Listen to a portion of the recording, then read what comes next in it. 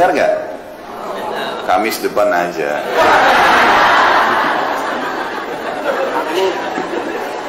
Saya mau sampaikan sekarang tapi diamalkan. Janji. Allah jadi saksi. Karena ilmu kalau cuma didengar percuma kalau tidak diamalkan. Maka dia mengatakan,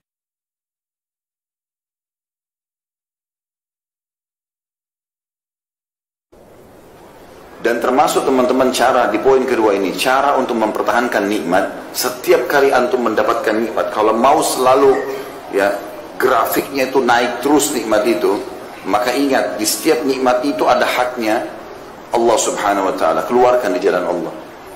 Ya. Keluarkan jalan Allah, berapapun nilainya. Misal Allah Subhanahu wa taala berikan kepada kita handphone baru. Mau bagus, beli handphone lagi yang lain, kasih juga orang susah. Walaupun nilainya mungkin belum bisa mencapai sama. Kita beli baju sebagai tanda syukur, kita berikan juga baju kepada orang yang baru. Kita makan di restoran enak, beli porsi yang sama, kasih juga kepada orang susah. Kasih tukang parkir, kasih orang susah. Porsi yang sama. Itu nanti grafik nikmatnya selalu naik, nggak akan turun. Yang jadi masalah sering grafik nikmat kita turun, drop, bangkrut usaha, ya apalah macam-macam cobaan datang, karena setiap ada nikmat kita nggak pernah memberikan jatah di jalan Allah dari nikmat itu.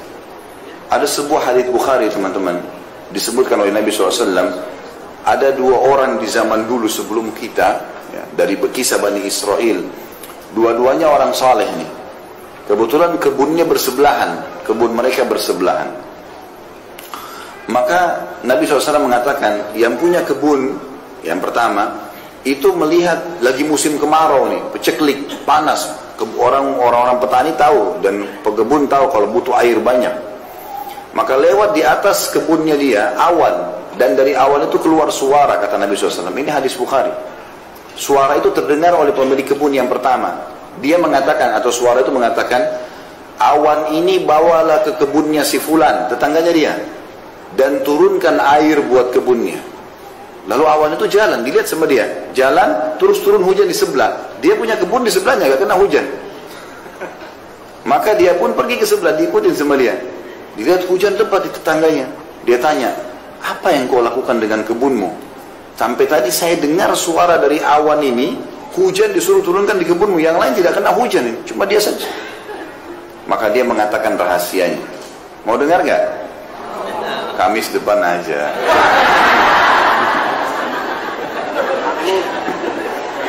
Saya mau sampaikan sekarang tapi diamalkan. Janji. Allah jadi saksi. Karena ilmu kalau cuma didengar percuma kalau tidak diamalkan. Maka dia mengatakan, hasil kebunku aku bagi 3. Bukan modalnya ya, hasilnya saja. Hasil panen kebunku aku bagi 3. Sepertiganya, yang paling pertama disebutkan, aku sedekahkan. Jadi kalau teman-teman terima gaji 2 juta, siap nggak sepertiganya kasih dulu orang miskin? Terlalu besar Ustaz. 10% aja susah. Dipotong saja untuk sedekah 2,5% susah gitu. Apalagi mau sepertiga. Sepertiganya paling pertama saya sedekahkan dulu, langsung di jalan Allah. Sepertiganya saya kembalikan ke modal usaha saya, sepertiganya saya pakai untuk biaya keluarga saya. Karena dia bagi 3 begitu, dia tahu semua nikmat ada hak Allah itu, berapapun yang dia bisa keluarkan, maka Allah SWT berikan hujan di waktu musim peceklik. Dan ini grafiknya teman-teman, ini rahasianya grafiknya naik. Yang saya heran ini, kita udah tahu teori syar'i, sedekah itu resep kekayaan. Kenapa masih belum diamalkan? Kadang-kadang kita heran dengan orang tidak mau bersedekah dan masih negosiasi sama syaitan. Tidak boleh negosiasi sama syaitan. Ada orang miskin minta, kayaknya itu anak pinjaman. Dia masih kuat tuh, ya. Dia masih kuat, pura-pura kali, ya. Apalah, kira-kira apa lagi bisikannya coba? Yang biasa digoda syaitan mana? Yang lucu kita iyakan, oh iya kayaknya. Padahal syaitan targetnya supaya waktu itu tidak dicatat amal sedekahnya. A'udzubillahi minasyaitonirrajim. Kalau kita sudah buka dompet mau keluarin duit nih, ada 5.000, ada 50.000, ada 100.000. Syaitan bilang 5.000 aja. Jangan, tidak boleh negosiasi. Ambil 100.000 kasih. Mulai sekarang belajar teman-teman. Yang belum pernah sedekah dengan jumlah tertentu yang dia masih mampu, coba sedekah dengan jumlah itu. Misal, antum selama ini 2.000 terus, ya. Ternyata pendapatnya bisa, antum bisa keluarin 20.000, coba sekarang dengan 20.000. Bisa 100.000, belum pernah dicoba, coba 100.000. Belum pernah sejuta, coba sejuta. Yang kaya raya 100 juta, coba nilai yang belum pernah. Nanti datang juga yang besar. Makin besar kita berikan, ya. Kalau makin besar keran kita buka di jalan Allah, Allah akan berikan limpahan rahmatnya yang luas. Ini resep sederhana ini. Sa'ad bin Ubadah radhiyallahu anhu, sahabat Nabi, itu melimpah hasil panen kebunnya teman-teman, sepanjang tahun tidak pernah berhenti kurmanya, sampai kaya raya melimpah-limpah. Ternyata kata kuncinya satu, tiap hari dia panggil anaknya yang paling tua namanya Qais. Terkenal dia sama anaknya ini orang yang karam, mulia sekali. Dia bilang sama anaknya, nak, bantu ayah habisin uang ini sedekah. Bantu ayah habisin uang ini sedekah. Silakan kau kasih siapa saja, yang penting jalan Allah. Tiap hari ayah sama anak ini ambil dari hasil penjualan kurma, bagi-bagi, buka pintunya. Setiap hari ada orang naik di atas rumahnya teriak, wahai penduduk Madinah, siapa yang mau butuh, kalau kita kayak sembako sekarang, siapa yang butuh kebutuhan pokoknya silakan ambil. Minyak saminnya, gandumnya, kurma, ambil silakan, berapa saja, nggak dibatasi. Jadi tiap hari itu rumahnya terbuka, antri orang ambil semua makanan, tiap hari, nggak pernah habis. Bahkan ini mendatangkan berkah ke kebun dia, tidak pernah putus buahnya sepanjang tahun. Pohon-pohon kurma setahun sekali panen. Tapi ini subhanallah sepanjang tahun berbuah terus dan melimpah terus. Orang kadang-kadang tidak berpikir efek itunya. Orang berpikir seperti kapitalis. Saya ngeluarin kurang. 1 juta saya keluarin 250.000. Berarti uang saya sisa 750. Itu hitungan kapitalis itu. Hitungan Islam tidak begitu. Itu kita keluarin 250.000. Ya, misalnya dari 1 juta masih ada 750.000. Sebenarnya ini 250.000 ini sudah berlipat ganda minimal 10 kali lipat. Itu sudah 2,5 juta. Karena Allah janjikan setiap amal saleh dipergandakan menjadi 10 kali lipat. Dalam Al-Quran Allah bilang itu. A'udzubillahi minasyaitonir rajim, innal hasanati yudhibna sayyi'at. Sesungguhnya amal baik itu man ja'a bil hasanati falahu asyru amsalihha. Itu ayatnya. Siapa yang berbuat satu kebaikan, Allah akan balas 10 kali lipat. Sampai pernah satu kali datang keuntungan 80.000 dirham. Mahal, banyak sekali uang ini. Ya, miliaran kalau kita uang Indonesia. Yang sekarang uang kita. Di zaman datang, lalu Sa'ad bilang sama anaknya, kita apain duit ini? Apa ini maksudnya kita habisin? Bagaimana caranya? Supaya cepat habis, jangan nginep. Hari ini harus habis. Kata anaknya, ayah kita buka aja pintu utang.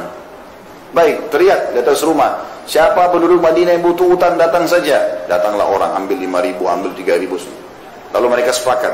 Jatuh tempo kapan? Akhir bulan. Baik, dibiarin dulu dalam akhir bulan dalam bentuk utang. Lalu anak sama ayah sepakat. Begitu mereka datang akhir bulan, katakan sudah tidak ada utang kalian. Jadi begitu datang, kami mau bayar. Udah, sudah lunas, kami tidak terima uang kami lagi. Ada nggak yang begitu? Kok ketawa lagi? Berarti banyak sekali cambuknya hari ini. Ini 10.000 aja ditagih. Kok punya utang? 10.000 sudah matanya belalak, marah-marah. Luar biasa. Maka begitu polanya, luar biasa itu. Pernah satu kali, Qais ini, dia lihat gudangnya ayahnya lagi penuh. Ayah lagi nggak ada, diambil sama dia. Naik di unta banyak, keliling Madinah. Siapa yang butuh ambil saja, siapa yang butuh ambil saja, iklan begitu. Abu Bakar sama Umar lewat. Ini Qais ini kalau kita biarkan habis harta ayahnya nih. Ini kata Abu Bakar sama Umar ini, mertua Nabi yang siapa tidak kenal namanya gitu loh. Ahli surga di jalan surga, bilang begitu. Rupanya sampai berita itu kepada Sa'ad, ayahnya. Lalu Sa'ad datang di depannya Abu Bakar sama Umar dan banyak orang. Dia mengatakan, wahai penduduk Madinah, siapa yang mau menolong saya melawan Abu Bakar sama Umar? Karena dia telah mengajar anak saya untuk pelit. Padahal Abu Bakar sama Umar niatnya baik.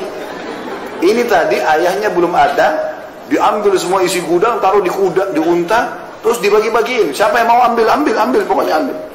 Maka Abu Bakar sama Umar bilang, ini anak habisin hartanya orang tuanya nih kalau begini. Orang tuanya masih nggak ada keluar. Gitu kan? Maka ayahnya malah marah kepada Abu Bakar sama Umar. Wahai penduduk Madinah, siapa yang mau tolong saya lawan Abu Bakar sama Umar nih? Ngajarin anak saya pelit. Ada nggak orang tua begitu sekarang? Anaknya bawa kertas infak sekolah, ibu ayah infak sekolah, anti aja nak. Infak 5.000, 10.000, tidak mau, bakhil. Bagaimana mau kaya ini? Pelitnya luar biasa. Ini tidak boleh ada ini. Mau diterapin nggak resepnya nih? Coba panitia masjid sebentar lihat sunduk ya. Bertambah nggak? Kalau enggak berarti bohong. Ini lewat sunduk 2.000. Minta sama Allah kesehatan, keturunan, selamat dari surga, selamat masuk surga, selamat dari neraka. 2.000. Bagaimana bisa?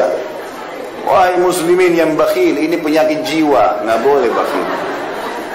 Begitu kata Nabi SAW itu. Ada sahabat datang, orang-orang Badui. Lalu ditanya oleh Nabi SAW, siapa pemimpin kalian? Disebut namanya, si Fulan. Kata Nabi SAW, bagaimana dia? Ya Rasulullah berwibawa, tapi bakhil. Perhitungan sekali, kepala suku tapi perhitungan, tidak loyal sama warganya gitu. Lalu kata Nabi SAW, penyakit apa yang lebih berat daripada bukhul? Penyakit jiwa itu. Bakhil, ada orang bakhil sama dirinya sendiri. Kopiahnya sudah sobek, nggak diganti. Mau kena 2 tahun, kotor, tidak dicuci. Kenapa ya? Sejadah robek-robek, kenapa? Masjid dekat rumah rusak, gak ada andilnya sama sekali. Dirinya sendiri dia bakhil. Ada orang begitu, pergi umrah mampu, cari travel yang paling murah, biar jauh dari Masjid Haram. Kenapa? Diri sendiri bakhil. Kalau belum beli bisnis kelas, pakai hotel bintang 5, bayar, Allah ganti. Allah ganti, sudah ibadahnya enak, hotel bintang 5, busnya bagus, bisnis kelas diganti lagi lipat-lipat. Kenapa bakhil? Benar nggak ini? Allah jadi saksi loh. Saya udah sampaikan. Ilmu harus diterapkan. Jadi resep sederhana ini harus diamalkan. Nikmat kalau mau grafiknya naik, sering bersedekah. Ini resep luar biasa ini. Para sahabat dengar kisah-kisahnya di YouTube. Di YouTube itu sudah banyak ceramah saya tentang Abdurrahman bin Auf, Abu Bakar radhiyallahu anhum ajma'in, kemudian Sa'ad bin Abi Waqqas dan banyak yang lain. Kaya raya. Kata kuncinya satu, sedekah. Sedekah terus. Tidak ada hari kemudian mereka bersedekah. Itu selalu dikerjakan. Maka ini harus poin. Dan beda teman-teman orang yang bersedekah. Orang yang bersedekah dengan cara dia yang mencari sumber orang yang mau menerima sedekah, dengan dia menunggu siapa yang minta sedekah. Kalau antum nunggu seperti di komplek ini misalnya, dijaga security segala macam, nggak ada orang miskin masuk. Misal contoh, kapan antum sedekah? Keluar pun sudah langsung masuk tol. Kapan mau sedekah kalau nunggu orang? Ya? Maaf ini yang tinggal di komplek ini, saya tidak bermaksud apa-apa. Bicara secara umum, gitu kan? Karena memang kalau kita mau tunggu orang datang baru kita sedekah. Kalau seminggu nggak ada datang, berarti seminggu aku tuh nggak sedekah. Padahal setiap hari kata Nabi SAW dalam hadis Bukhari, Allah turunkan 2 malaikat setiap pagi. Satu mengatakan, ya Allah luaskan, lapangkan rezeki orang yang bersedekah. Yang satu mengatakan, binasakan dia dan hartanya bagi orang yang bakhil. Ini mesti diperhatikan. Maka kita yang jemput bola, keluar, cari mana nih orang yang buat bulu uang, sedekahin, dan kita yang mendapatkan manfaat itu. Ya. Ini yang dimaksud dengan poin kedua. Setiap nikmat menimpa, maka untuk mempertahankannya harusnya seseorang itu mengetahui haknya Allah di situ.